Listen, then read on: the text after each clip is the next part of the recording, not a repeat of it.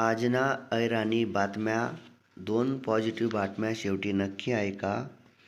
Shalarth ID चौकशीसाठी एसआयटीनी घोषणा.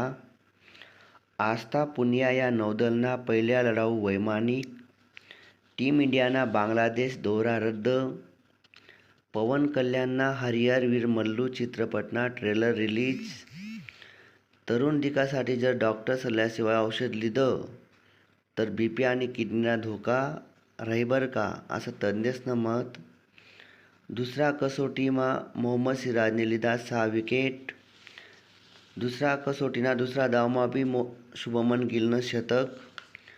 पंढरपूरमा 12 लाखपेक्षा जास्त भाविक दर्शनासाठी दाखल.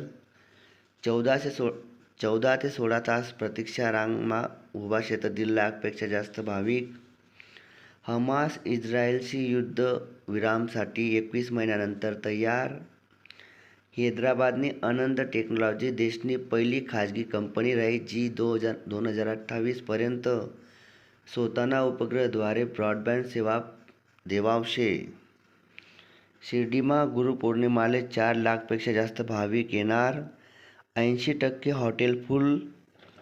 धुळे जिल्हाना सर्व शाळासमा सुरू व्हावशे विद्यार्थीसाठी समुपदेशन वर्ग.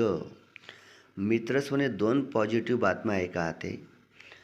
मागील आठवडामा एक सोशल मीडियावर ज्या व्यक्तींना खूप फॉलोअर्स येतस, खूप लोक सोशल मीडियावर ऐकतस, त्या व्यक्तीनं निधन होईनं आणि त्या व्यक्तीला ठेवाले अंत्यसंस्कार कराले फक्त 3 लोके होतात. 3 लोके म्हणजे बघा, सोशल मीडिया आणि रिअल लाईफमा खूप मोठं अंतर आहे. सोशल मीडियावर आपला हजारो मित्र राहतस, पण आपल्या गली अलीमा कोणी वैकस नाही, ते काहीच कामनं नाही. दुसरी बातमी मी ऐकी 3 भाऊसनी. 2 भाऊ गव्हर्नमेंट जॉबले होतात. एक भाऊ शेतकरी होता. दोन्ही भाऊसनी फक्त 3-3 बिघा शेती लिधी आणि जो भाऊ शेतकरी होता त्याला 6 बिघा शेती दिली आणि त्यांना आंडोरसनं शिक्षणनी बी व्यवस्था त्यासनी करी. धका भाऊ वावरसाठी घरसाठी आपण कायम झगडताना दखतस. बांध वर्तन सुद्धा भाऊ मला लढाई होई जास.